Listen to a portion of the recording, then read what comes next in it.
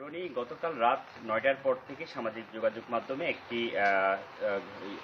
পোস্টকে কেন্দ্র করে কিন্তু আজ সারাদিন মিডিয়াতে নানা রকম আমরা খবর দেখতে পেয়েছি। সেটি হচ্ছে খাগড়াছড়ির যে দিঘিনালা, সেই দিঘিনালার দুর্গম যে নারায়ণছড়ি এলাকা, সেই নারায়ণছড়িতে ইউপিডিএফ এবং হচ্ছে জেএসএস সন্তু গ্রুপ এর মধ্যে কিন্তু যে গোলাগুলির একটি ঘটনার নিয়ে হচ্ছে, এবং বেশ কয়েকজন অর্থাৎ ৪ জন, কোনো কোনো মিডিয়া ৪ জন কিন্তু বলছে যে নিহত হয়েছে। সেই বিষয়টি নিয়ে কিন্তু আমরা সারাদিন খবর দেখেছি কিংবা আলোচনা দেখেছি। তবে এখন পর্যন্ত কিন্তু আইন শৃঙ্খলা বাহিনীর পক্ষ থেকে এই বিষয়ে আমাদেরকে আনুষ্ঠানিকভাবে কিছু জানাতে পারেনি। তবে দিঘিনালার যিনি ভারপ্রাপ্ত কর্মকর্তা রয়েছে থানার জাকারিয়া, তিনি আমাদেরকে কিছুক্ষণ আগে নিশ্চিত করেছেন তারা আসলে এখন পর্যন্ত যে নারায়ণছড়ি যে এলাকায় অর্থাৎ ডুলুছড়ি যে এলাকা, সেখানে যে গোলাগুলি হয়েছিল গত রাতে বলে স্থানীয়রা অভিযোগ করেছেন কিংবা স্থানীয়রা জানিয়েছেন, তারপর থেকে কিন্তু এখনো পর্যন্ত কারো কোনো মরদেহ কিংবা হতাহত কারো কোনো হদিস পাওয়া যায়নি বলে পুলিশ আমাদেরকে জানিয়েছে। একই কথা বলেছেন আমাদেরকে খাগড়াছড়ির যিনি পুলিশ সুপার রয়েছেন আরিফুল জুয়েল, তিনিও কিন্তু আমাদেরকে এই বিষয়টি নিশ্চিত করেছেন। তিনি বলেছেন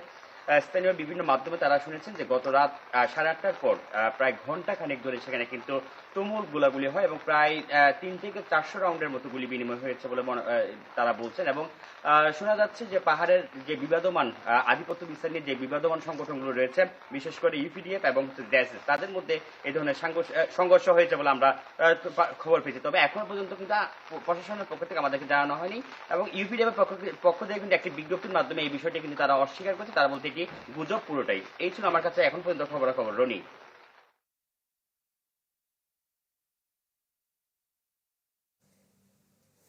মানিক, আপনাকে ধন্যবাদ। দর্শক, খাগড়াছড়ির দিঘিনালায় পাহাড়ি সশস্ত্র দুটি গ্রুপের মধ্যে সংঘর্ষের ঘটনা ঘটেছে বলে খবর পাওয়া গেছে। এ বিষয়ে জানাচ্ছিলেন সহকর্মী নুরুসফা মানিক।